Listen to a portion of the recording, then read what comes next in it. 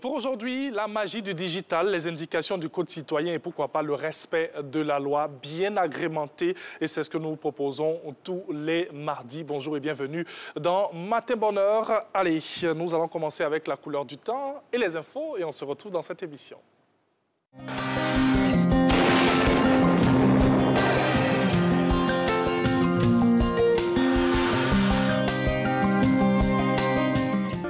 Mesdames et messieurs, bonjour. Au cours de cette matinée, les régions du sud forestier et du littoral seront intéressées par de la brume humide ou du brouillard en début de période avant de faire place à un temps progressivement ensoleillé. Le nord et la bande centrale seront sous les vents secs et froids de l'Harmattan avec une sensation plus forte dans la partie nord du pays.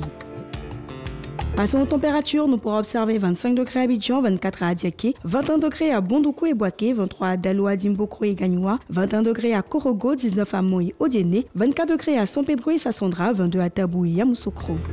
Au cours de l'après-midi, un temps généralement ensoleillé sera présent sur l'ensemble du pays. Toutefois, des orages isolés accompagnés de pluie seront présents sur la zone du littoral et du sud forestier en début ou en milieu de période. Par la suite, on y observera un temps généralement nuageux et les régions du nord et de la bande centrale seront sous les vents secs et chauds de l'Harmattan avec une atténuation des effets de l'Harmattan dans l'ouest du pays.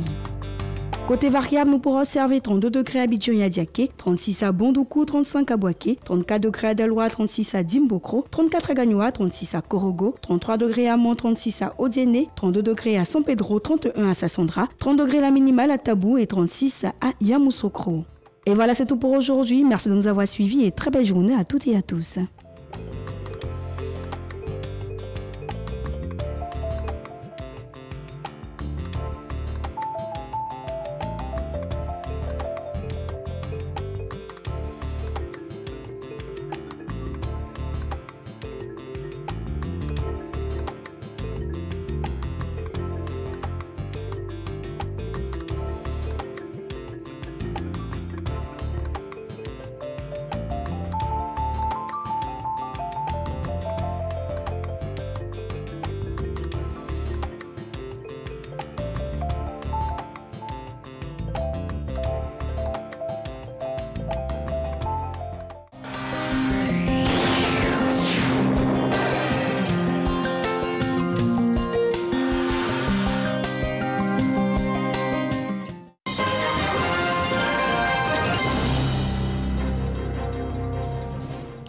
Bonjour à tous, bienvenue dans cette édition. Les conditions de vie des Ivoiriens s'améliorent.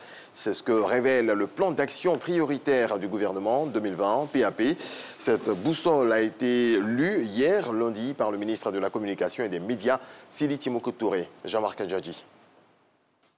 Les conclusions du plan d'action prioritaire PAP de l'année 2020 sont publiées devant les journalistes de la presse écrite et audiovisuelle. Le ministre Sidi Timoko Touré, porte-parole du gouvernement, présente des avancées dans la consolidation des acquis socio-économiques enregistrés depuis 2011 sous le leadership du président de la République. Le plan d'action prioritaire PAP 2020 a été exécuté sur la base de 4 axes majeurs: le renforcement de la bonne gouvernance, la transformation de l'économie, l'amélioration des conditions de vie et la promotion de la femme et de la jeunesse. Au plan social, sanitaire et humanitaire, outre les actions classiques qui s'inscrivent dans la mise en œuvre du programme social du gouvernement PS-Gov, l'État a mobilisé un financement de 95,8 milliards de francs CFA dans le cadre de la riposte nationale contre la Covid. Des actions ont porté sur l'assainissement de l'économie, la réhabilitation et la construction des infrastructures dans les secteurs des routes, des transports et de l'énergie. Il s'agit de la réhabilitation du pont Félix Houphouët-Boigny avec un taux de réalisation de 73%, du 4e pont d'Abidjan à 25%, du pont de Cocody à 19% et du carrefour de l'Indénié à 30%. En dépit de la crise sanitaire liée à la pandémie de la Covid-19, le gouvernement a poursuivi ses actions en vue d'améliorer les conditions de vie des Ivoiriens et de promouvoir l'insertion professionnelle de la jeunesse. 1000 femmes entrepreneurs ont été mises en réseau sur la plateforme numérique. 50 millions de femmes africaines ont la parole.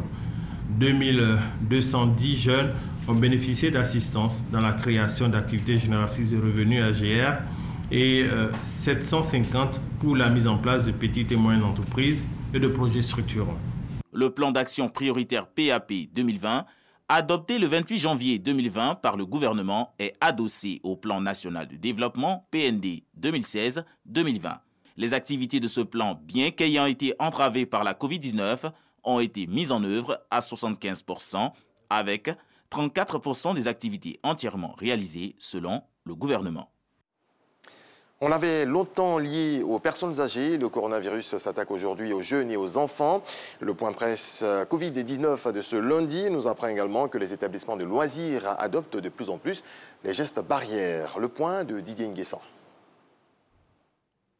Les enfants en milieu scolaire et les jeunes jusqu'à 30 ans sont de plus en plus victimes de la Covid-19. Le point sanitaire sur les 3 dernières semaines, allant du 1er au 21 février, révèle 1115 cas chez ces derniers. Toutefois, les nouveaux cas de contamination ont baissé d'environ 22% comparé à janvier. Elles ne sont pas significatives au point de baisser la garde, selon Dr Edith Kwasi du ministère de la Santé et de l'Hygiène publique. 3 627 nouveaux cas de Covid-19 sur 60 635 tests analysés, soit 5,98% de l'échantillon. 4 582 nouvelles guérisons. Le taux de guérison est à 95,84%. Malheureusement, 32 décès ont été notifiés. Avec un nombre cumulé de décès de 186, la létalité au taux de décès était de 0,58. 1251 cas actifs. Sur le plan sécuritaire, l'amélioration du tableau pandémique a entraîné une régression dans l'observation des mesures barrières en général et dans le transport en particulier. Le porte-parole de la police nationale appelle à la mobilisation des transporteurs et des usagers. C'est un appel que nous voulons lancer justement aux transporteurs et aux citoyens lambda tout court qui empruntent le transport en commun, qui empruntent le transport privé. Même seul, il est conseillé dans nos véhicules d'avoir nos masques. Le souhait des forces de défense et de sécurité, ce n'est pas d'avoir constamment le bâton, mais c'est de faire en sorte que la carotte que nous tenons actuellement ne puisse pas se muer à très brève échéance en bâton. Le 141e point Covid-19 enregistre le contrôle de 1149 établissements de loisirs. On y observe une nette appropriation des mesures anti-Covid. Le ministère de la Promotion de la Riziculture et la firme internationale Syngenta ont procédé à la signature d'un accord de collaboration, accord qui porte sur une assistance technique et financière de toute la chaîne de valeur de la filière rizicole. Cheikh Koné nous en parle. Cet accord va porter sur 4 axes de collaboration dont l'objectif final sera un développement de toute la chaîne de valeur du secteur de la riziculture. Par cet accord, il s'agira dans un premier temps de mettre à la disposition de l'agriculture nos solutions innovantes pour une agriculture durable. Dans un second temps, le présent protocole de collaboration nous permettra d'offrir aux planteurs et aux leaders de pôle notre accompagnement technique qui est le garant de la bonne utilisation des solutions que nous proposons, mais aussi de l'atteinte des objectifs de haut rendement et de qualité du riz paddy que nous visons. Dans un troisième temps, notre collaboration inclut le volet financement de la chaîne de valeur. Dans la pratique, cet accord de collaboration va permettre la réhabilitation de 64 barrages et des parcelles rizicoles sur environ 55 000 hectares. Il est également prévu l'adoption et la mise en œuvre de projets rizicoles intégrés, à savoir le conseil agricole et le financement du fonds de roulement, une avancée notable, saluée à juste titre. Syngenta va faciliter la livraison de tout ce qu'il y a comme produit phyto à nos leaders de poules et par conséquent aux producteurs. C'était un souci important pour les producteurs parce que même si vous avez les semences, si vous n'avez pas tout ce qu'il faut pour lutter contre les mauvaises herbes, pour lutter contre les insectes, votre production ne peut pas être de qualité. Le gouvernement ivoirien a adopté en 2020 la stratégie nationale de développement de la riziculture sur la période 2020-2030, dont l'objectif est d'assurer l'autosuffisance en riz de bonne qualité avant 2025. Voilà, c'est tout pour ce 6h30. Merci à toutes et à tous de nous avoir suivis. Et merci aussi à Régis Kofi pour toutes ces informations. Et merci pour le rose qui a été donné de manière télépathique. Ah, ben oui. Ce matin. On s'est communiqué, c'est justement par télépathie. Merci Régis Kofi. C'était son premier voyage donc sur le plan national. Il sera avec nous tout à l'heure et ce sera à l'Inter pour votre plus grand plaisir. Allez, nous allons poursuivre dans quelques secondes seulement avec une séance fitness. On parlera de séance de gainage.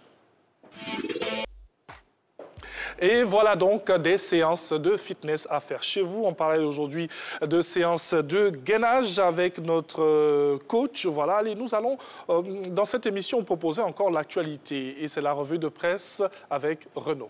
Maintenant.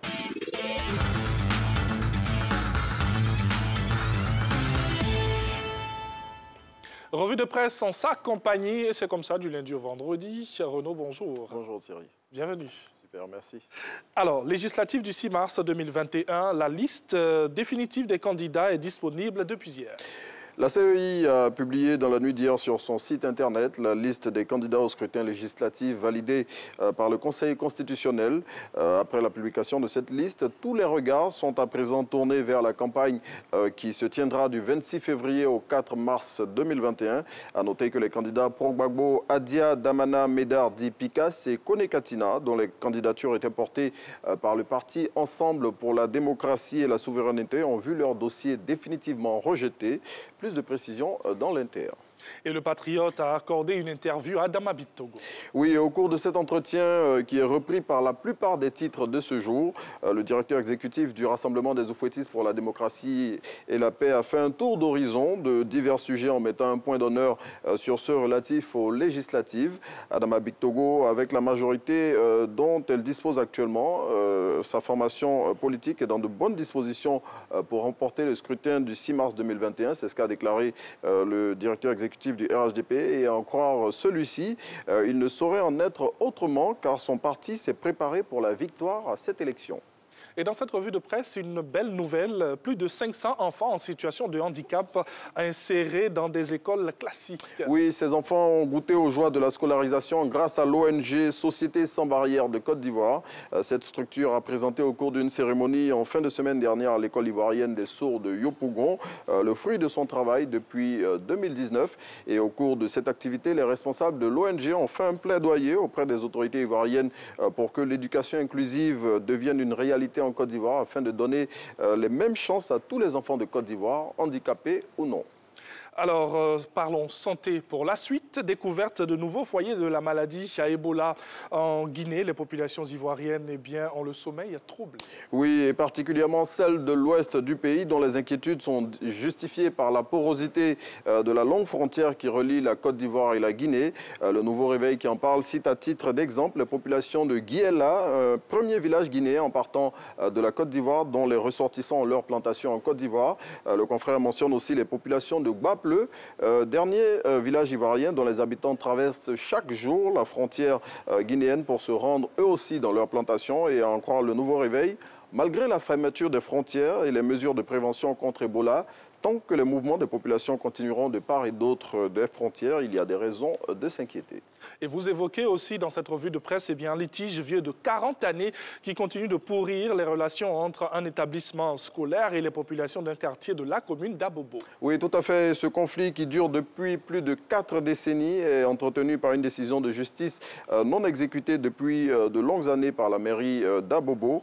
Selon l'éléphant déchaîné qui en parle dans son édition de cette semaine, c'est la construction d'une clôture entamée récemment par les responsables du lycée municipal d'Abobo qui a réveillé ce vieux conflit qui, selon les riverains, n'a que trop duré. Et malheureusement, un drame est survenu dans la commune de Port-Boué le dimanche dernier. Oui, un sous-officier de police s'est suicidé ce jour-là, selon Soir Info. Sur les raisons de ce drame, le confrère évoque un conflit familial qui aurait mal tourné. La police nationale a ouvert une enquête afin de faire la lumière sur la mort de son agent qui avait intégré ses rangs depuis 2 années. Et on termine cette revue de presse avec cette nouvelle qui nous amène dans nos régions. L'Université de San Pedro va ouvrir ses portes en octobre 2021. Oui, c'est l'annonce faite le jeudi dernier par le ministre de l'Enseignement supérieur et de la Recherche scientifique.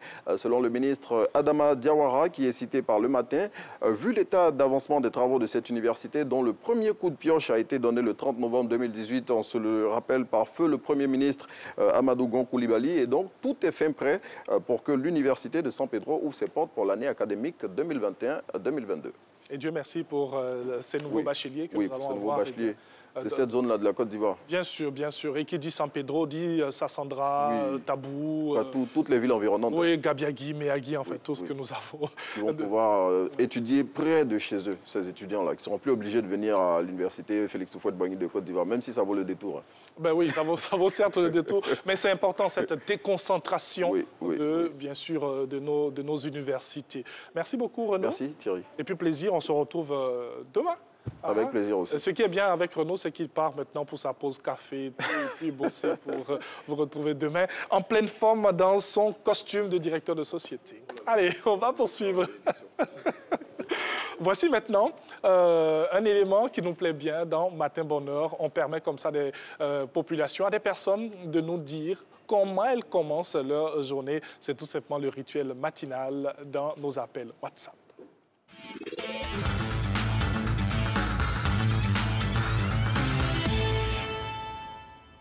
Bonjour Matin Bonheur, j'espère que vous allez bien. Alors je me présente, je suis Natacha Yao et je vous dis un peu ce que je fais chaque matin à mon réveil. Tout d'abord, je fais ma petite prière en disant merci au Seigneur pour le souffle de vie qu'il me donne parce que c'est une grâce. Après cette prière, je fais mon petit ménage comme toutes les femmes le font. Puis je fais mon sport comme la danse parce que c'est quelque chose que j'aime beaucoup. Après le sport, je prends ma petite douche. Après ma petite douche, mon petit déjeuner comme le thé ou moi je ne mange pas beaucoup, hein. Je prends le thé ou bien mon petit café. Après ça, je me rends dans mon institut de beauté où je vais à l'école. Donc je vous remercie de m'avoir écouté et je vous dis à la prochaine. Voilà nos appels WhatsApp. Merci beaucoup. À la prochaine aussi avec d'autres personnes qui vont nous dire comme ça comment elles commencent la journée. On a envie de le savoir aussi. Et puis, tout ce que vous allez nous dire, ce sont comme ça des astuces que nous allons avoir pour nous permettre aussi à nous de bien commencer nos différentes journées. Quelques infos à vous donner en ce mardi 23 février 2021. Nous sommes toujours dans le mois de l'amour, hein, avant de passer au mois de la femme. Allez, 54e jour de cette belle année. Nous allons célébrer aujourd'hui les Lazars. Et oui, toutes les personnes qui se prénomment Lazare. Et pour les prénoms du matin, nous allons au Tchad. Pour ceux qui ne connaissent pas le Tchad, eh bien, c'est un pays en forme longue qui se trouve en Afrique centrale. Voilà, merci à la réalisation qui nous permet d'illustrer ce que nous disons. Et la capitale, c'est N'Djamena, tout simplement. Allez, si vous avez une fille, vous pouvez l'appeler Solkem, qui veut dire visage pur. Et si vous avez un garçon, vous pouvez l'appeler Goldman, qui veut dire console-moi.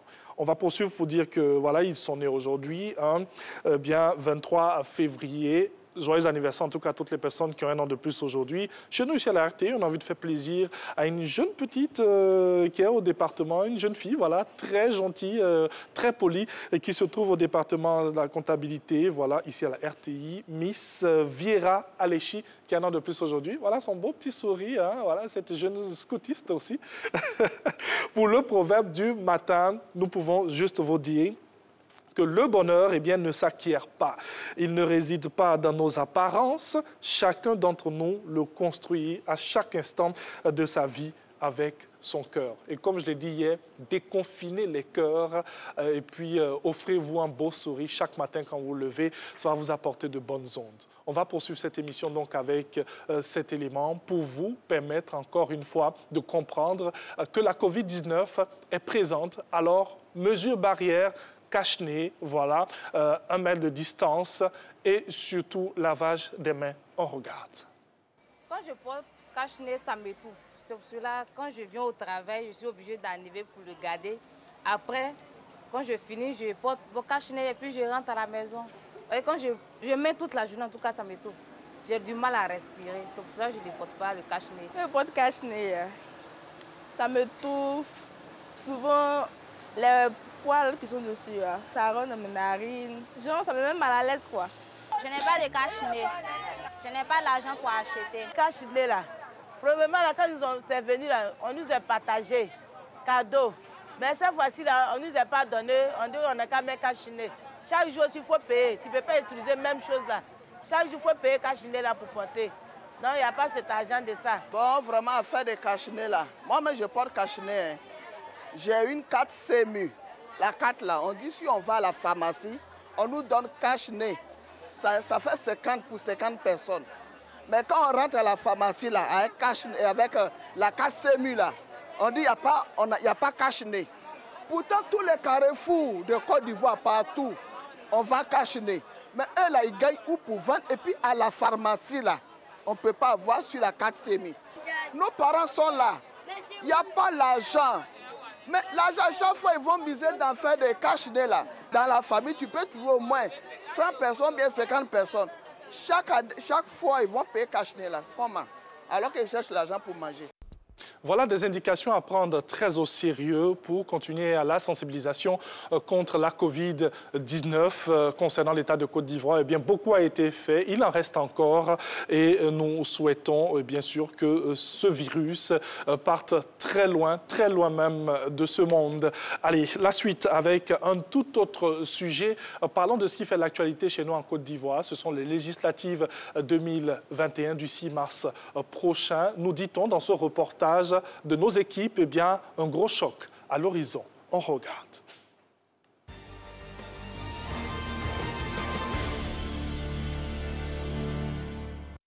Élections législatives du 6 mars prochain, 255 sièges sont à pourvoir à l'hémicycle.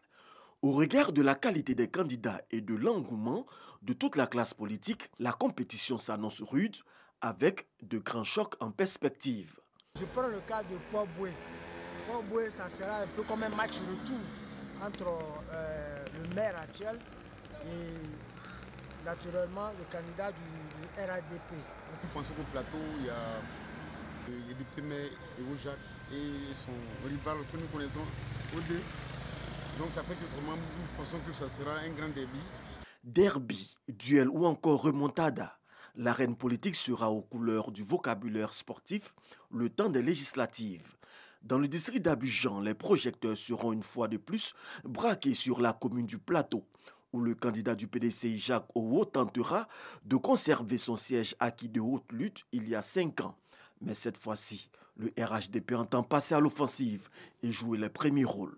L'élection qui a eu lieu en 2016 et l'élection qui aura lieu cette année, c'est deux contextes totalement différents.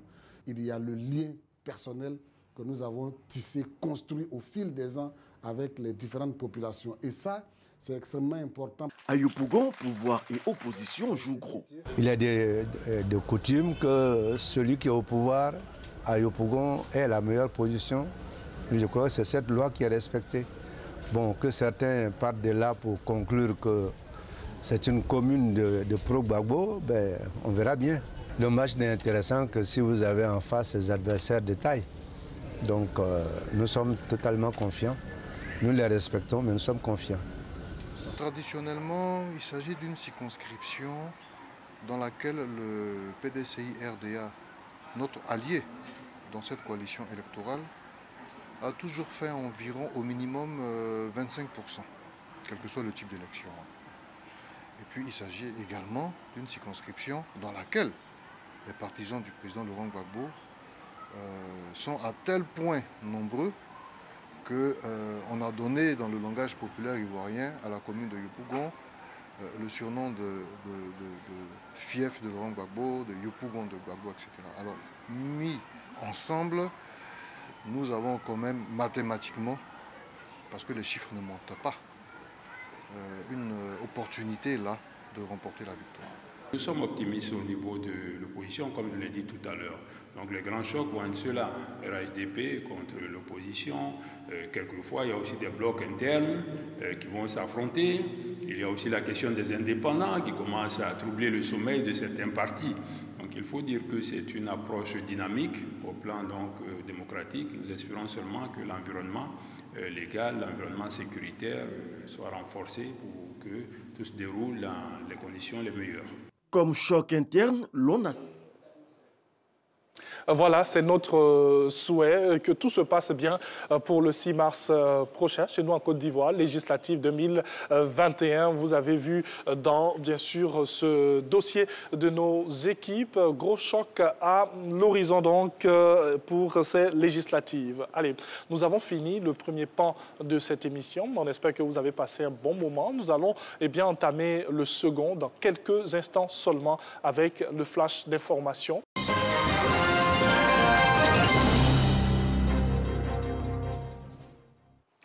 Bonjour à tous. Le 20e Forum économique international sur l'Afrique s'est tenu ce lundi en mode virtuel, organisé par l'OCDE en partenariat avec l'Union africaine et le Sénégal. Ce forum avait pour thème « Investir pour une relance durable en Afrique ».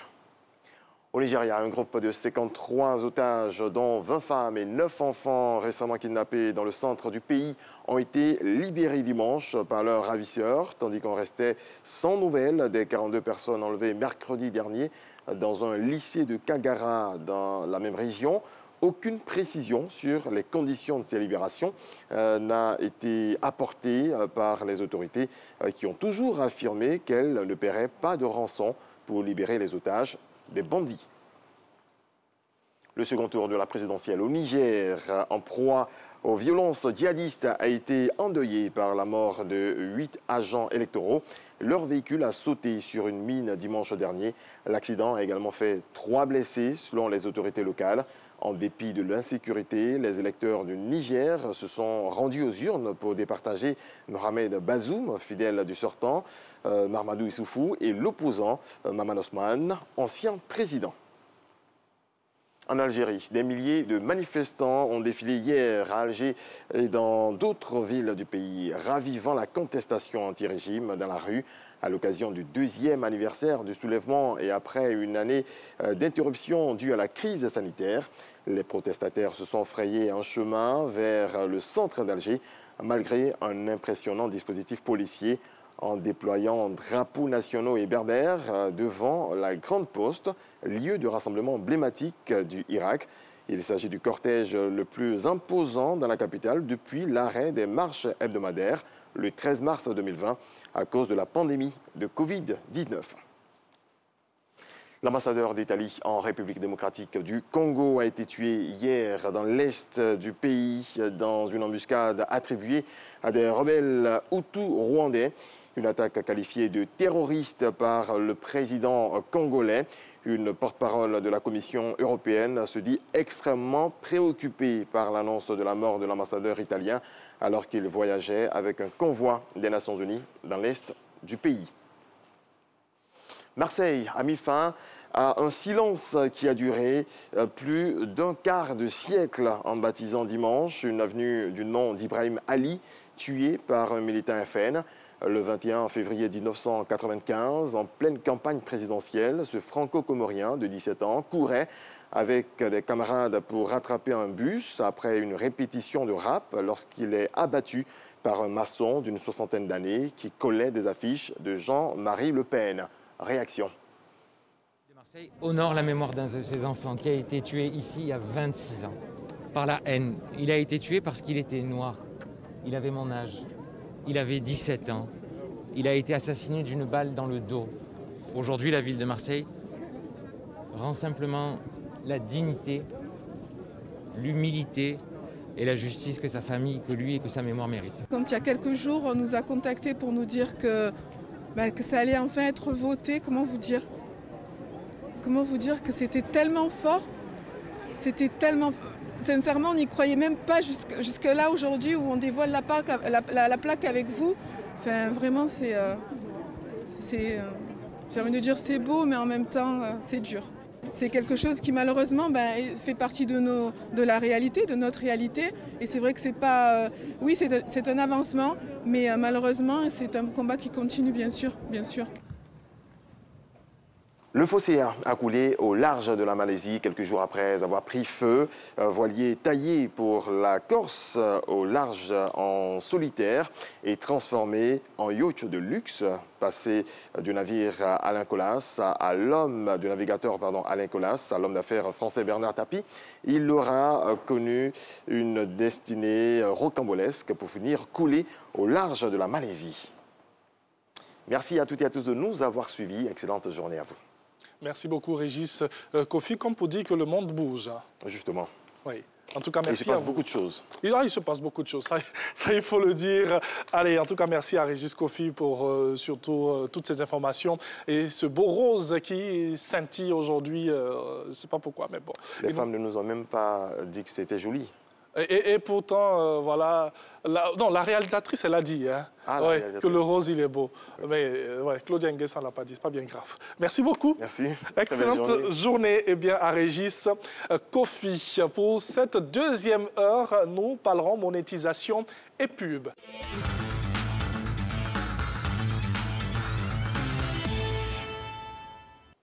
Il est de la maison, Monsieur Daniel Conin, data analyst pour la chronique digitale aujourd'hui. Bonjour. Bonjour Thierry. Bienvenue. Merci. Ben, vous êtes chez vous. Hein. Oui. Installez-vous comme vous voulez. Voilà. Alors, avec vous aujourd'hui, on va parler de pub et monétisation. Oui. Voilà, ce sera ce thème pour approfondir bien nos connaissances sur ce qui nous entoure même. On voit la pub, que ce soit à la télé, on a aussi à la radio, mais on a aussi sur le digital. Sur le digital. Oui. Alors, dites-nous d'abord, data analyst, qu'est-ce que ça veut dire? Le data analyst, ensemble, c'est mon travail que je fais chaque jour. Donc, ce que je fais, je récupère toutes les informations qui sont sur tous les supports digitaux, que ce soit sur les réseaux sociaux, que ce soit sur le site Internet. Donc, tous les supports digitaux, je récupère toutes ces informations et j'en fais un rapport et je transmets ce rapport à mon chef. Voilà. Donc, une fois que lui a ce rapport, ça lui permet de pouvoir prendre des décisions dans l'avenir, soit pour le prochain mois ou bien pour les 3 mois à venir. Voilà. Bien sûr. Alors, pub et monétisation, on va donc définir. La publicité, c'est quoi? Tout simplement, on peut dire que la publicité, c'est une forme de communication. Oui. Voilà, c'est une forme de communication qui permet de pouvoir viser, on peut dire, une cible bien déterminée. Oui. Voilà. Comment on les appelle, les annonceurs, voilà, je veux dire les annonceurs ou les marques, utilisent aujourd'hui pour toucher un certain nombre de personnes. Voilà, donc c'est ce qu'ils utilisent, c'est une communication qui est utilisée par les entreprises ou les annonceurs qui permet de pouvoir toucher une cible bien déterminée afin de les pousser à un achat ou à faire connaître leurs produits ou bien voilà, la promotion d'un service, ce qu'ils font. Voilà. Bien sûr. C'est vraiment ça la pub. On reste sur nos définitions, comme je l'ai dit, pour pouvoir approfondir nos connaissances sur le sujet. On a parlé de la pub, alors la monétisation dans cet état de fait. Toujours dans le digital, au niveau de la monétisation, c'est sur les différents supports digitaux. Oui. Voilà, donc ces supports digitaux, c'est vrai qu'on les utilise pour faire de la pub, on les utilise pour se faire connaître, mais la monétisation, cette fois-ci, nous fait rentrer de l'argent. Oui. Voilà. Donc, sur ces supports digitaux, nous utilisons, cette fois-ci, on parle de monétisation, on utilise ces supports digitaux pour faire rentrer de l'argent, c'est-à-dire pour pouvoir augmenter le chiffre d'affaires. Donc, fonction des différents supports digitaux, que ce soit le site Internet, que ce soit YouTube, ou que ce soit les applications mobiles, on a certaines règles qu'il faut respecter pour pouvoir monétiser ces différentes plateformes et augmenter son chiffre d'affaires. Alors, on va juste comprendre là que le lien entre les deux, eh bien, c'est faire de la pub, pas pour zéro, mais pour faire quand même entrer de l'argent, c'est ça. C'est bien ça. Donc, aujourd'hui, la pub, c'est vrai, c'est bien beau, mais ce qu'il faut comprendre, c'est qu'il faut toujours avoir un plan pour un retour sur investissement. Voilà, donc, faire de la pub, c'est dépenser de l'argent, mais il faut se rassurer que si l'on dépense de l'argent, on sera à même de pouvoir gagner un certain pourcentage. Voilà, donc toujours avoir un bénéfice. Alors, les avantages, c'est vrai qu'on parle de bénéfices, hein, on reste sur ce même sujet, là, les avantages de faire de la pub sur le digital. Les avantages aujourd'hui de faire la pub sur le digital, c'est vraiment de se faire connaître. Vraiment de se faire connaître, avoir une très bonne visibilité. Aujourd'hui, ces réseaux sociaux comme Facebook, Twitter, Instagram sont beaucoup fréquentés par une certaine catégorie de personnes. Voilà, donc avec ces personnes cibles et fonction de ce que les annonceurs font, ils savent quel est le support idéal pour eux aujourd'hui de pouvoir communiquer sur ce support pour pouvoir atteindre parfaitement cette cible. Oui. Voilà. Donc, si c'est une entreprise, qui est vraiment institutionnelle, on se dit, peut-être sur le réseau LinkedIn ou Twitter, voilà, elle pourra créer son compte et toucher un certain nombre de personnes bien déterminées. Alors, si on parle de visibilité, est-ce qu'on pourrait se demander si on a cette visibilité-là très évidente sur le digital? Oui, oui. Et en même temps, les chiffres parlent d'eux-mêmes. Avec le digital, c'est du tic au tac. Dès qu'on poste quelque chose, on poste une vidéo, on a carrément les chiffres qui s'affichent, que ce soit sur les différents réseaux comme sur Facebook. On a le nombre de vues, on a le nombre de j'aime, de clics, de commentaires. On voit un peu les interactions. Donc, on voit combien de fois les gens sont intéressés. Donc, juste après, on peut voir après les verbatims pour voir quels sont les différents commentaires dans l'ensemble. Est-ce que c'est bon? Est-ce que c'était mauvais? Mais on voit l'interaction qui est faite autour de ce post. Alors, voilà. Vous avez évoqué un mot il y a quelques instants qui m'emmène à sortir un peu de mon conducteur. On parle de clic j'aime, on parle de clic 1000. Que doit-on comprendre par cela? Les clics aujourd'hui, les j'aime, tout ça, ça fait partie des interactions. Oui. Voilà, quand on dit interaction, juste après un post sur le site ou peut-être sur Facebook, on peut voir tout de suite le nombre de j'aime. Donc, combien de personnes ont vraiment aimé soit cette image ou bien je sais pas, peut-être ce post, quelque chose comme ça. Mais on voit tout de suite directement combien de fois, combien de personnes ont pu aimer, ont pu commenter, ont pu laisser des j'aime, des likes, oui. Des commentaires, quelque chose vraiment de plaisant. Oui, c'est ça l'objectif lorsqu'on fait de la pub. Alors, vous allez nous dire comment réussir à toucher la bonne cible. Entrons dans nos ordinateurs, allons dans nos différents réseaux, parlons de publicité sur le digital. Comment est-ce qu'on arrive à toucher la bonne cible? Je peux dire... ça va dépendre de l'annonceur. Ça va dépendre de l'annonceur, voilà. Quelle est la prestation de service que l'annonceur fait aujourd'hui? En fonction de ça, on pourra l'orienter. Je prends peut-être le cas de nous, de la RTI. On va peut-être orienter cet annonceur ou cette marque pour lui dire, effectivement, voilà ce que vous faites comme prestation de service. Je pense qu'à ce moment-là, vous devez peut-être être sur tel support parce que je pense que votre cible y est. Voilà. Parce qu'en même temps, c'est vrai, c'est bon de faire la pub, mais il faut se rassurer que juste après cette pub, après avoir dépensé, vous êtes sûr d'avoir un retour sur investissement.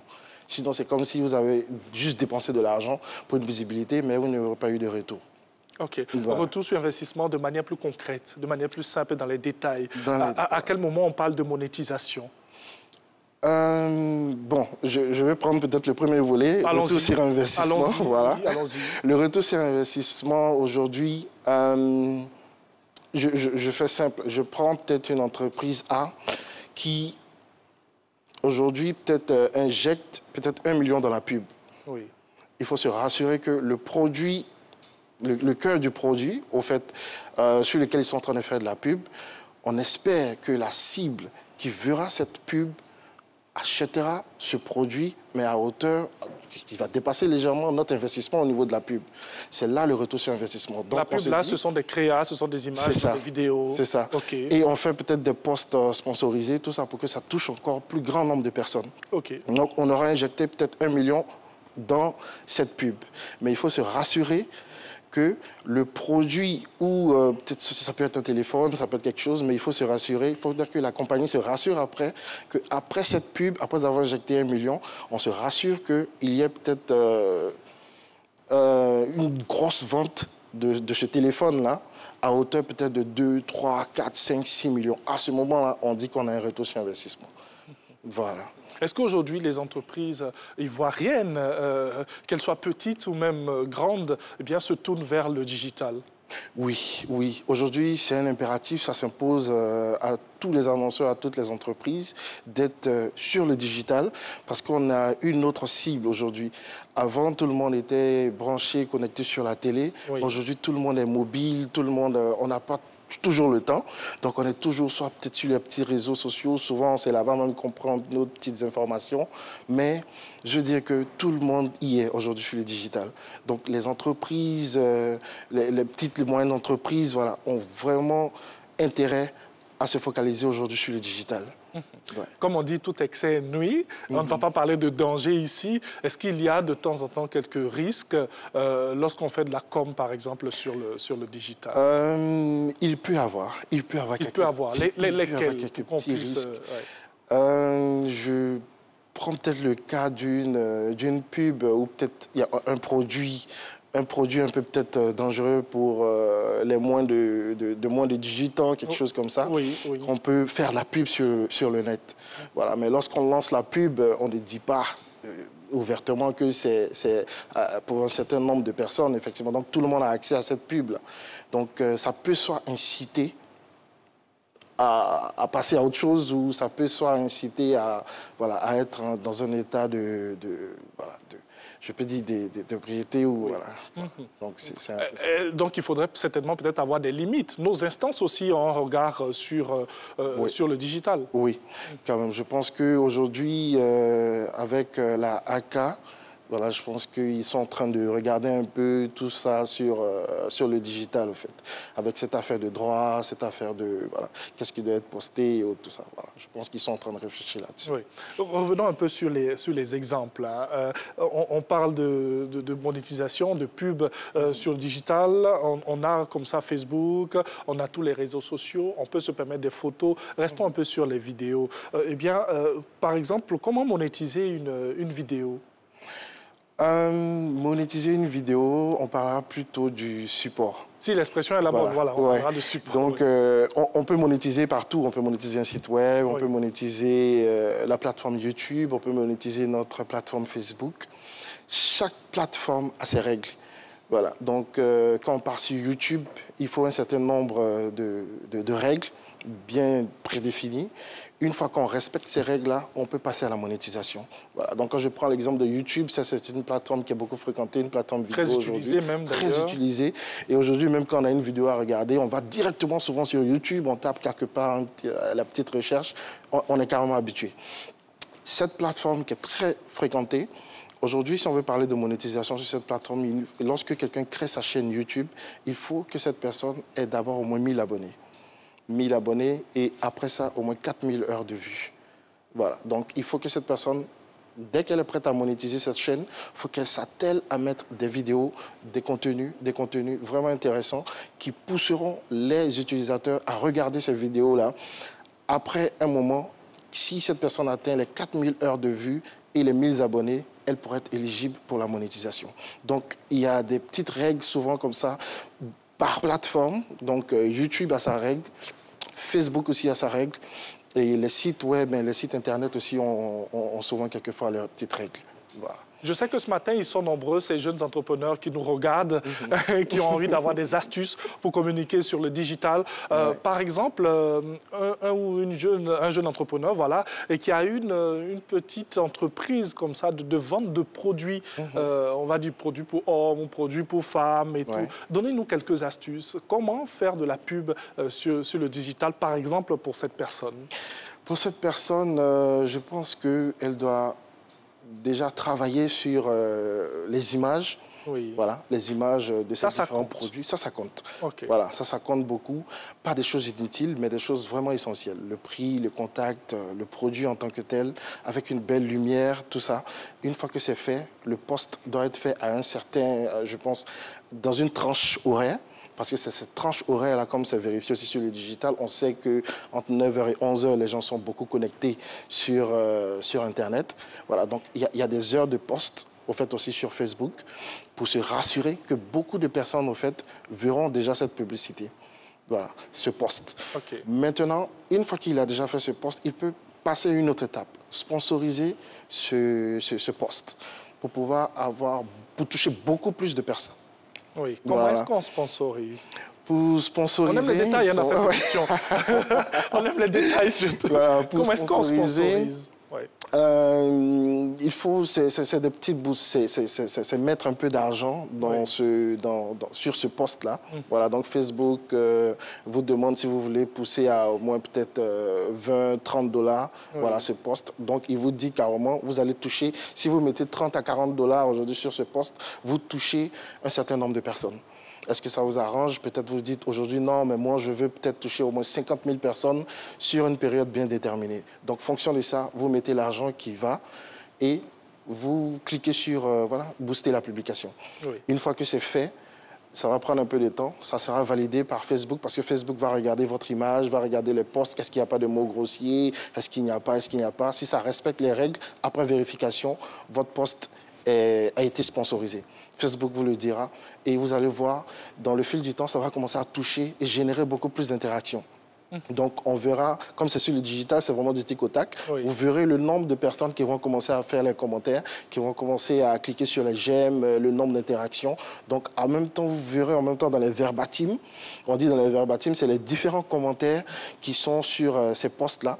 Donc, vous verrez dans les verbatims combien de personnes ont aimé ce produit, combien de personnes sont peut-être été déjà déçues par un certain nombre de choses. Donc, vous verrez, ça va vous permettre de pouvoir vous améliorer dans les prochains posts, dans la façon de faire. Et puis, voilà. Donc, c'est un peu ça. Donc, pour cette entreprise qui vend aujourd'hui des produits cosmétiques, je me dis, il faut qu'il y ait une très belle illustration de son produit.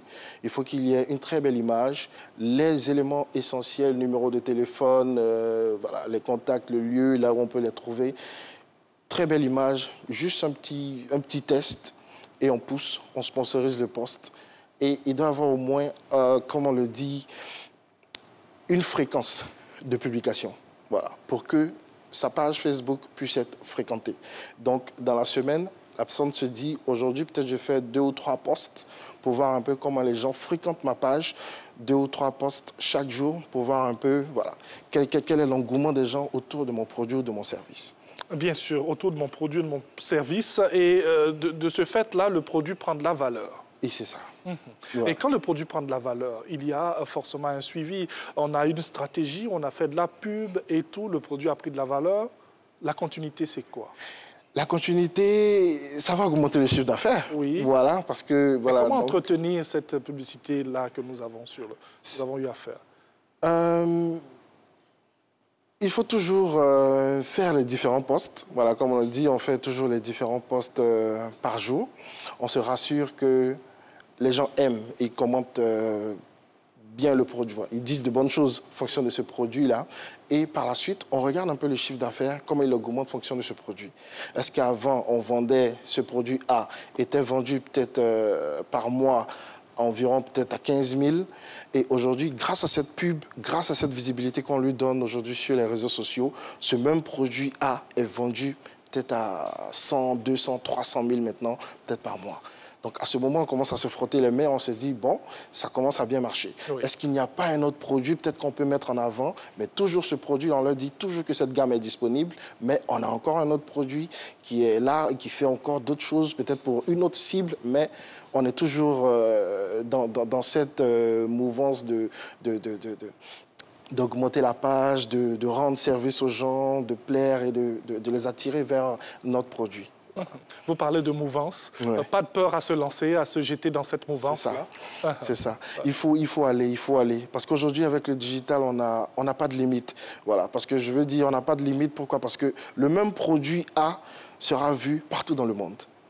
Voilà, pas seulement en Côte d'Ivoire, mais il sera vu partout dans le monde. Ce même produit sera vu par les personnes qui résident en France, qui résident aux États-Unis, qui résident un peu partout dans le monde. Donc, il n'y a pas de quoi se limiter. Il faut aller. Il faut aller, il faut foncer. Donc, certaines personnes ont peur de la publicité. On dit que la publicité coûte cher. Est-ce que même sur le digital, on peut se permettre de la pub? Oui.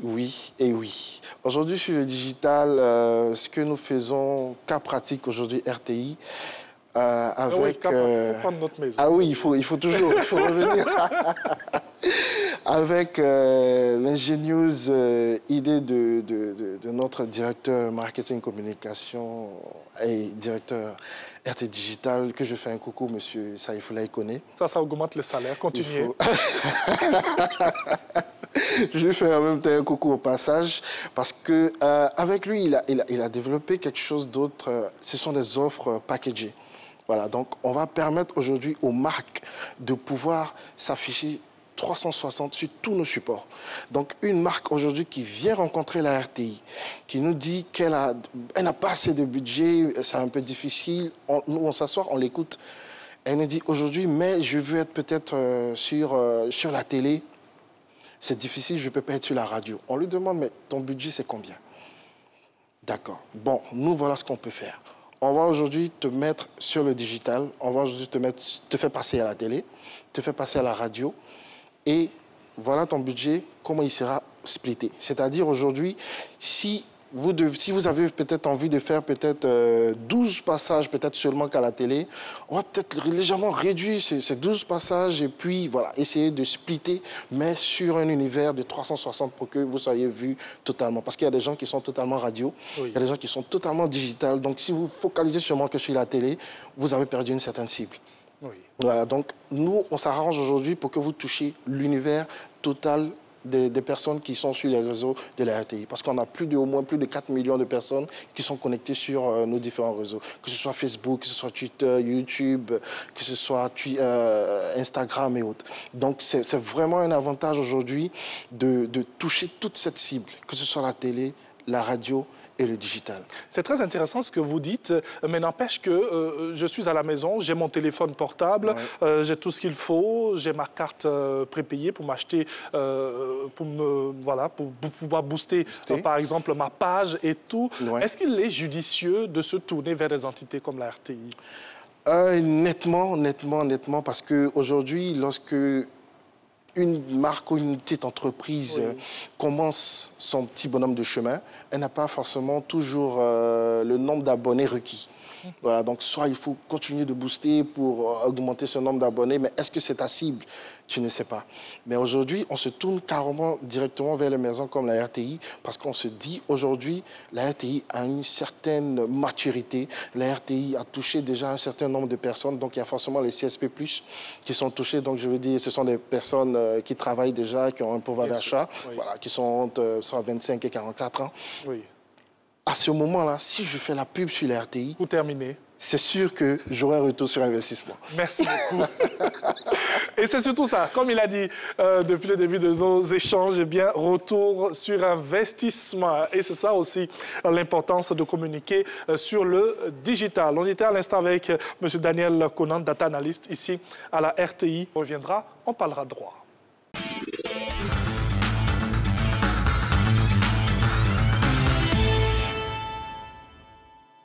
De retour dans cette émission, vous suivez Matin Bonheur sur RTI 1. Nous sommes dans le dernier virage donc et nous évoquons un sujet très important car voilà, nous sommes dans cette période préélectorale, avant de commencer même la période électorale de cette législative 2021 du 6 mars prochain. Et nous parlons du citoyen et du pouvoir législatif avec Maître Landoukouyot. Il est conseiller juridique. Bonjour, bienvenue. Bonjour. Vous allez bien? Parfaitement bien. Allez, on vous retrouve avec beaucoup de plaisir donc pour évoquer ce sujet très important car il y a forcément un lien entre le citoyen et le pouvoir législatif. Mais dites-nous, qui est le citoyen? Très bien. Déjà, je voudrais vous dire merci pour l'invitation et surtout de nous permettre de pouvoir nous exprimer sur un sujet aussi important parce qu'il est d'actualité et il participe même à la dynamisation et au renforcement de l'état de droit, c'est-à-dire d'un pays ou d'un État dans lequel l'on met au cœur même de la fondation et du développement, de la propulsion en développement de cet État-là, la loi, mais aussi la création de la loi par des personnes qui sont investies du pouvoir de créer la loi. Alors, qu'est-ce que c'est qu'un citoyen? D'abord, un citoyen n'est pas qu'un être humain, c'est une personne humaine, un sujet de droit, donc pas un sujet du roi, mais un sujet de droit, c'est-à-dire une personne à qui il est reconnu des droits, mais aussi des obligations et des devoirs vis-à-vis, bien sûr, de la République, et qui est reconnu de par la loi, est connu et reconnu de par la loi comme étant un ressortissant d'un pays spécifique. Vous êtes donc citoyen de Côte d'Ivoire parce que la loi, telle qu'elle s'organise, vous reconnaît comme étant quelqu'un qui appartient à la République de Côte d'Ivoire et qui doit pouvoir répondre des lois de la République de Côte d'Ivoire, mais aussi faire face de ses responsabilités vis-à-vis des lois et des institutions de la République de Côte d'Ivoire. Donc, vous êtes citoyen parce que vous avez le droit d'être en Côte d'Ivoire, parce que vous êtes ivoirien, parce que votre nationalité, parce que la loi vous définit comme tel. Voilà, on n'est pas citoyen comme ça parce que c'est un mot... Non, non. Il y a beaucoup de choses... On n'est pas citoyen parce que j'aime un pays et que j'ai y habité. Non. Particulièrement en Côte d'Ivoire. La loi est faite de sorte que la citoyenneté se confond à la nationalité. Vous avez la nationalité ivoirienne, donc vous êtes un citoyen. Mais on peut aller avec beaucoup plus de profondeur. Parce que la citoyenneté, ce n'est pas un statut, c'est une expérience. Nous disons qu'elle est une expérience sociétale.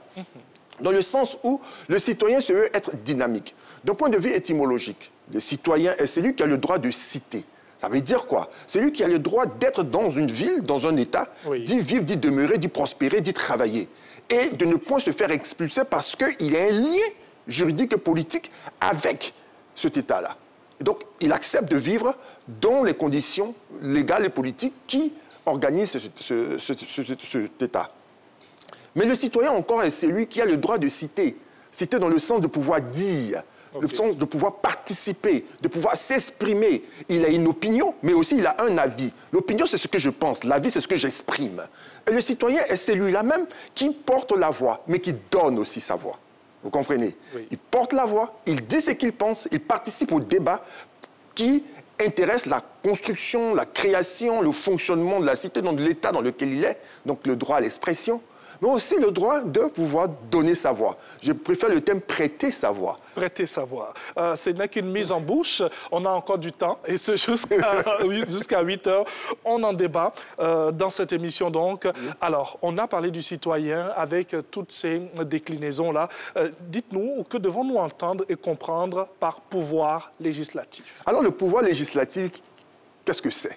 Vous savez, avant l'avènement de la démocratie telle que nous la connaissons, parce qu'on a connu celle qui était à l'époque de la Grèce antique, qui a ensuite disparu par l'émergence des empires. On a connu ensuite le Moyen-Âge avec le royaume, où le pouvoir absolu était détenu par le souverain, le monarque, qui avait le droit de faire la loi, donc des édits royaux. Lui seul décide ce qu'il doit être fait, ne pas faire, et ce qu'on peut avoir en termes de responsabilité dans son État, dans son pays, dans son royaume, dans son empire, et qui a le droit de les faire exécuter. Il a même le droit de rendre justice, ou de faire la justice. Arrivé à un moment, les peuples se sont dit, attention, ça ne peut pas continuer ainsi. Nous nous reconnaissons comme étant des personnes humaines, et que celui qui nous dirige n'est pas non plus un dieu. Par voie de conséquence, il va bien falloir que les pouvoirs soient répartis pour éviter, et que, comme disait Montesquieu, celui qui détient le pouvoir ne devienne pas fou parce que son pouvoir serait exprimé de manière absolue. Le pouvoir rend fou, mais le pouvoir absolu rend absolument fou. Et nous connaissons la folie des hommes. Par voie de conséquence, que va-t-il arriver? On va donc décider qu'une partie du pouvoir soit donnée au peuple. C'est-à-dire que le peuple participe de manière efficiente, de manière réelle, de manière concrète, à la mise en place d'une institution. Cette institution est composée d'individus issus, bien sûr, du peuple, lesquels portent la volonté de le représenter. Alors, le peuple est convoqué à un moment donné de son histoire, soit de manière périodique, soit chaque 2 ans, soit chaque 5 ans. Ça dépend. Ça dépend des pays. Chaque 4 ans, il ne faut pas... Plus de 5 ans, ça fait un peu trop. Alors, le peuple est convoqué, les citoyens sont convoqués. Mais parmi les citoyens, ceux qui ont le droit de voter, vous vous rendez compte combien de fois c'est sélectif? Bien sûr. Vous êtes ressortissants d'un pays, donc des nationaux, mais parmi les nationaux, ceux qui sont citoyens, ça veut dire que ceux qui ont la majorité et qui ont le droit de voter, mais parmi ceux qui ont le droit de voter, ce sont ceux qui se sont effectivement inscrits sur les listes électorales. Ce sont ceux-là qui sont convoqués. On vous dit venez, parce qu'il y a des personnes qui décident de pouvoir vous représenter circonscription par circonscription. Une circonscription, c'est une portion de territoire qui est définie par l'administration et qui voudrait bien sûr qu'il y ait des représentants qui soient désignés démocratiquement par les populations qui y vivent. Alors, corrélation donc entre le citoyen et le pouvoir législatif, eh bien, c'est le citoyen qui donne sa voix pour la mise en place de ce pouvoir. La première des choses, c'est le citoyen qui est le bâtisseur du pouvoir législatif. C'est lui qui désigne le personnel politique qui a pour mission de légiférer, c'est-à-dire de faire la loi. Donc c'est le citoyen, en tant que détenteur du pouvoir originel, qui est le mandant et qui désigne son mandataire.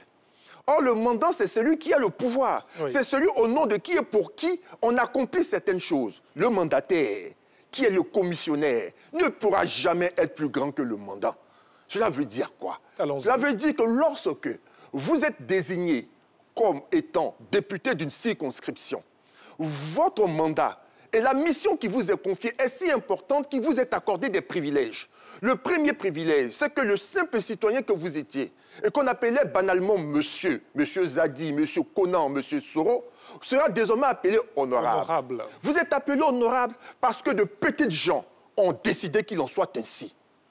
Vous aurez encore un autre privilège, parce que les débats qui seront portés à l'hémicycle, donc à l'Assemblée nationale, sont des débats si importants et que vous êtes emmenés à vous exprimer sans craindre, dans le cadre du débat parlementaire, d'être poursuivi et d'être mis en prison. Par voie de conséquence, vous bénéficiez d'une immunité. Ça veut dire que le simple citoyen que vous étiez, qui pouvait être poursuivi et faire face à la justice, comme tout autre justiciable, va bénéficier d'une immunité de poursuite. Grâce à qui? Grâce aux petits citoyens, grâce à Mme Afoué qui vend les beaux flotteux de l'autre côté, grâce aux petits cordonniers de l'autre côté. Donc c'est lui qui vous donne ce privilège. Mieux, vous étiez un simple fonctionnaire, mais porté par un élan de pouvoir servir votre peuple. Parce que vous connaissez ses souffrances, vous le pratiquez, vous en faites l'expérience ordinaire. Mais attention, votre revenu va se bonifier, va se valoriser, parce que votre charge est importante. Un émolument de 2 650 000 francs CFA. Mais vous avez tout ça parce que de petites gens ont décidé de faire de vous le mandataire. Vous m'emmenez à vous demander qui détient réellement le pouvoir législatif. Mais le pouvoir législatif, fondamentalement, il est détenu par le citoyen. Parce que c'est en son nom et pour son compte que les lois sont faites. Même lorsqu'on rédige une loi, dit au nom du peuple de Côte d'Ivoire. C'est lui. L'initiative de la loi, parce qu'on ne peut pas avoir une démocratie qui se veut directe au point où tout le monde soit convoqué pour voter une loi. Ce serait catastrophique, même si l'expérience est pratiquée dans certains cantons en Suisse. Oui. N'est-ce pas? Mais on n'a ni les moyens, ni le temps, encore moins l'expertise démocratique pour chacune des lois qui nécessiterait que tout le monde soit convoqué pour venir la voter. Bien sûr. On n'aurait même pas le temps. Ce n'est pas possible. Donc on désigne des personnes. Mais cela veut dire quoi? Que lorsqu'on vous désigne comme étant un député et que dans le calendrier législatif, il y a des propositions ou des projets de loi, encore qu'il y a plus de projets de loi que de propositions de loi. La proposition de loi, c'est le projet porté par un député qui voudrait qu'une loi soit votée. La proposition de loi, elle émane des membres du gouvernement. Vous comprenez? Oui. Dans l'expérience ivoirienne, il n'y a pas plus d'une dizaine de propositions de loi. Tout le reste, voire disons 99,99% des lois que nous pratiquons en Côte d'Ivoire procèdent de la volonté du pouvoir exécutif. Et nous allons savoir si les populations en ont conscience du rôle et des missions d'un député. C'est dans ce micro-trottoir et on revient dans quelques instants.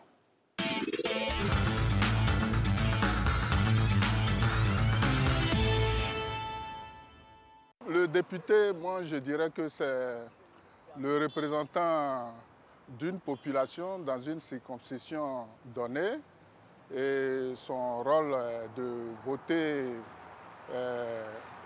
les lois au niveau de l'Assemblée nationale. Il est en quelque sorte la voix des sans-voix. Il sensibilise la population sur les lois et tout. Généralement, dans les circonscriptions où les gens sont mal imprégnés, ils confondent le député au maire. Voilà, le député, lui, ne fait que voter les lois. D'abord, un député, c'est une personne qui a été élue par la population lors des élections législatives. Maintenant, sa mission, son rôle premier est de voter les lois lorsqu'il est au Parlement. Maintenant, il a été élu par sa région pour représenter sa région et pour poser les différents problèmes que sa région a. Le rôle du député, c'est d'être le représentant du peuple auprès de l'Assemblée nationale. Voilà. les différentes missions qui lui sont attribuées sont d'être la voix des sans-voix, de permettre à la population de pouvoir s'exprimer devant le législateur, voilà, d'être à l'écoute de sa communauté, être à l'écoute de son peuple pour mieux l'exprimer. Le député est d'abord l'intermédiaire entre la population et l'Assemblée générale. Il a pour mission principale de voter, d'analyser les projets de loi en vue d'être la voix des sans-voix et d'être à l'écoute non seulement de la population et de prendre les propositions adéquates afin de donner satisfaction à sa population. Le député est un organe qui siège au Parlement et qui a pour but de voter les lois au profit de la population. Ses missions sont la concertation avec les autres parlementaires afin de l'établissement des règles au profit de la population. Voilà, le citoyen, là, qu'on vient de voir, le citoyen, je dis en général, le citoyen a une idée plus ou moins claire. Bien sûr, plus ou moins claire du député, des positions ou des informations rassurantes, et puis il y a certaines autres informations inquiétantes. Mais c'est la faute à personne. C'est que notre expérience démocratique est faite de telle sorte qu'on a l'impression qu'une fois que l'on a désigné une personne ou nos députés, toute la charge leur revient et que nous les revoyons 5 ans après. Ce qui n'est pas le cas. J'ai bien aimé le thème intermédiaire parce que ça nous permet d'aller en profondeur. Petite précision. Le pouvoir législatif en Côte d'Ivoire est désormais tenu par 2 organes, l'Assemblée nationale et le Sénat. Ce qui nous intéresse aujourd'hui, c'est l'Assemblée nationale. Pourquoi elle est si importante par rapport au Sénat? Je ne dis pas que le Sénat n'est pas important, mais pour les citoyens. Parce que c'est le citoyen qui désigne directement son député. Il y a un suffrage universel dit direct. C'est lui qui te désigne, il te voit, il te connaît. Mais le sénateur est désigné par un suffrage universel indirect. Ce sont les membres des conseils municipaux, régionaux, des districts, les membres de l'Assemblée nationale, donc les députés, et qui désignent 2 tiers des sénateurs et l'autre tiers est désigné, nommé par le président de la République. Donc vous comprenez que la relation avec les sénateurs n'est pas aussi profonde qu'avec le député. Parce que le député, c'est nous, on le désigne. Mieux, lorsque un député est désigné, et qu'il y a le mandataire, ce n'est pas lui le mandant, le patron, c'est le peuple, il doit faire la loi, ou il doit participer à la fabrication de la loi, à l'adoption d'une loi. Si vous êtes mon mandataire et que je suis le mandant, avant même de pouvoir poser un acte par rapport à la mission que je vous ai donnée, le minimum, c'est que vous veniez me consulter. Ça tombe sur le sens. Cela veut dire que toutes les fois, selon l'agenda parlementaire ou législatif, ça veut dire les différentes propositions, projets de loi qui doivent être débattus en vue d'être adoptés à l'Assemblée nationale. Bien sûr. Le député en a connaissance parce qu'il a l'information au préalable. Il doit revenir vers sa base. Il doit venir en parler aux gens. Il va me dire, mais va voir qui? Mais ceux qu'il a pu voir pour se faire élire, ce sont les mêmes personnes qui doivent le voir pour leur dire, voici ce qui est prévu. Voici le sens du texte qui est soumis à notre appréciation. Vous, qu'est-ce que vous en pensez? Ça sera quoi? Des réunions dans les quartiers, dans la circonscription et tout, avec les jeunes, les femmes? On peut organiser des comités consultatifs. Nos sociétés, nos communautés sont organisées. Il y a des organisations de femmes, de jeunes, d'adultes. Ce sont les mêmes organisations que nous sollicitons à l'occasion des élections. Et même, on ne sait plus leur adresse lorsqu'on est élu. On les a bien consultés, n'est-ce pas? On est bien allé les solliciter afin d'obtenir leur voix. On sait où elles se trouvent, ces organisations-là. Mais allons-y vers ces personnes-là. Allons-y vers elles, elles sont organisées. Allons leur dire, mais voici ce qui nous est proposé. Vous, qu'est-ce que vous en pensez? Parce que c'est gênant. Et ça fait 2 à 3 années de suite que les populations se réveillent un matin avec connaissance d'une loi qui ne les arrange pas, et puis ça crée un branle-bas sur les réseaux sociaux, et après on a un rétropédalage de l'autre côté. Mais la première des choses, l'élégance démocratique voudrait bien qu'on informe ceux-ci déjà de l'existence de ce texte et afin d'avoir leur avis. C'est le député instruit de la population du peuple, c'est sûr qu'il n'y aura pas d'unanimité, et qui aura aussi à donner sa position personnelle, mais aussi celle de son parti politique, qui devra faire esprit de synthèse, mais aussi de responsabilité pour dire, moi, mes populations disent que. elles sont d'accord ou elles ne sont pas d'accord. Merci pour ces précisions. Maître Cuyo-Landry, on rappelle que vous êtes conseiller juridique. Vous êtes avec nous pour parler du citoyen et du pouvoir législatif. Alors, je m'en vais vous demander quelles sont les limites de ce pouvoir législatif, peut-être vis-à-vis du citoyen, s'il y en a. Des limites? Oui. Ben oui, la première des limites, c'est qu'il commettrait une haute trahison à la République et au peuple de Côte d'Ivoire s'il prenait des lois, ou faisait voter des lois, ou facilitait le vote d'une loi qui contrevient aux valeurs fondamentales de notre République. Nous avons une République qui est démocratique. Nous avons une République qui se veut inclusive. Inclusive dans le sens où nous avons une très large diversité. Et que par voie de conséquence, nous souhaitons bien sûr que les lois qui soient votées sont des lois qui permettent de construire la communauté nationale. Le pouvoir législatif trahirait son serment, son existence, mais nierait son existence s'il facilitait l'adoption de lois qui seraient celles qui désolidarisent la société ivoirienne. Ça veut dire des lois qui créent un fossé entre les plus riches et les moins riches. Parce que nous voulons être une république démocratique, mais aussi solidaire, permettant que les niveaux de vie de chacun soient le meilleur possible. Donc voici ce qu'on peut dire d'un point de vue politique, d'un point de vue législatif, d'un point de vue juridique en tant que tel. Oui. Point de vue juridique. Le pouvoir législatif en tant que tel, étant l'expression, l'émanation du peuple, ne peut donc pas se permettre de pouvoir être l'allié consanguin du pouvoir exécutif. On parle d'équilibre du pouvoir. Il ne peut pas être une caisse de résonance du pouvoir exécutif. Le pouvoir exécutif est porté par une mission, celui d'exécuter le projet gouvernemental pour lequel le président de la République a été élu. Sauf qu'en cours de route, au cours des 5 ans, les populations qui auraient peut-être dit « on veut ceci » peuvent dire « non, non, non, les choses ont changé entre-temps ». Par voie de conséquence, le pouvoir ou le droit qui est reconnu au pouvoir législatif d'assurer un contrôle de l'action gouvernementale doit se faire de manière rigoureuse. Chaque fois que le gouvernement ou les membres du gouvernement posent un acte et que cet acte-là est d'intérêt national, il est important que ceux-ci expriment leurs droits, manifestent leurs droits pour pouvoir, ce qu'on appelle une invitation, inviter les membres du gouvernement à venir s'expliquer. Les populations ont besoin de savoir. Souvent, on en fait une amalgame. On pourrait parler de conflit d'intérêts dans certains cas et tout, mais sinon, il y a quand même des autorités qui viennent s'exprimer devant l'Assemblée nationale. Bien sûr. C'est vrai qu'on n'est pas dans un pouvoir parlementaire et qui voudrait que le pouvoir législatif ait une force aussi importante que celle du pouvoir exécutif. Vous comprenez, le président de la République nomme les membres du gouvernement selon son intime conviction et à part discrétion. Mais ce qui est important, c'est que dans notre système présidentiel, certains disent présidentiel, mais un système présidentiel, on a quand même la possibilité qui est donnée, d'un point de vue constitutionnel, aux membres du pouvoir législatif, donc aux députés, d'inviter, pas de convoquer. Oui. C'est deux choses différentes. Inviter, ça veut dire on sollicite quelqu'un à venir volontairement débattre d'un sujet qui nous intéresse. Convoquer, c'est qu'on ne lui donne pas le choix. On ne convoque pas un membre du gouvernement.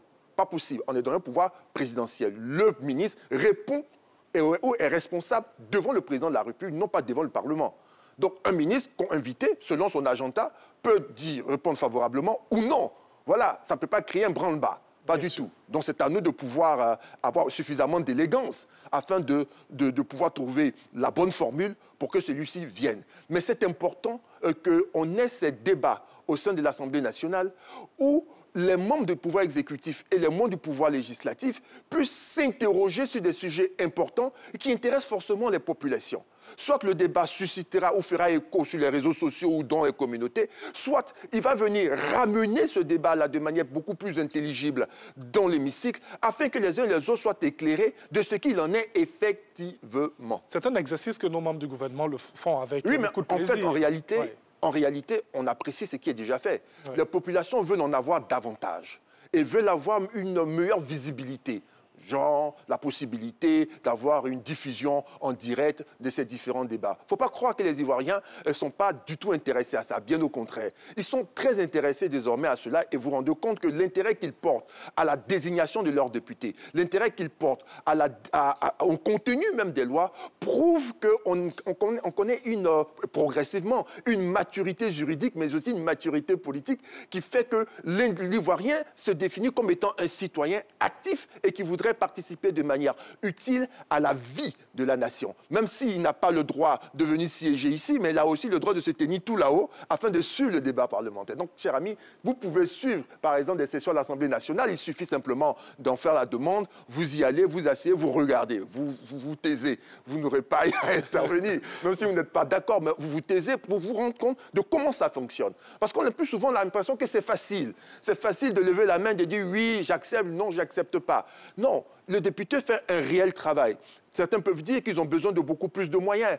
Pourquoi? Parce qu'il faut éplucher certains textes de loi et qui sont volumineux comme ça, parce qu'il y a les motifs qu'il faut pouvoir consulter, étudier avant d'avoir le texte en lui-même.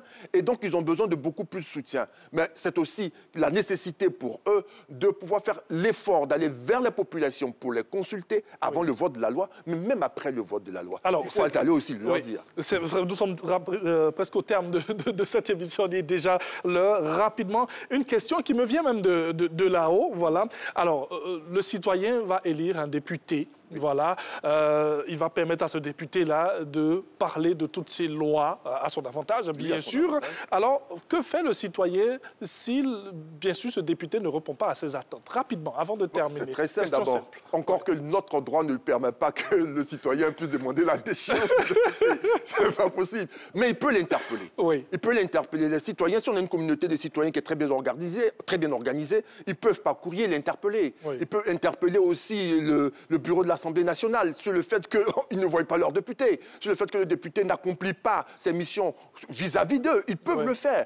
Vous comprenez, c'est très important. Interpellez votre député. C'est très important, mais faites-le de manière disciplinée, de manière très organisée. Et ça, souvent par courrier, ça nous permettra d'avoir une démocratie beaucoup plus dynamique. Mais je vous promets une chose, dernière chose, je vais conclure, c'est que vous avez désormais la possibilité d'être ceux qui désignent et ceux qui désignent le bon député. Votre responsabilité, elle est grande. Faites-le maintenant. Allez voter. Allez voter et désigner le député qui vous représente le mieux, parce qu'il vous connaît. Merci beaucoup à Maître Kuo Landry, conseiller juridique que nous avons reçu dans cette émission. J'espère que vous avez pris plaisir à être avec nous. Allez, on va saluer toute l'équipe de réalisation, de production et l'édito. Merci à Kone Massanjé, réalisatrice de cette émission. Rendez-vous demain, Dieu voulant. Soyez tout simplement heureux. Que Dieu vous garde. Au revoir.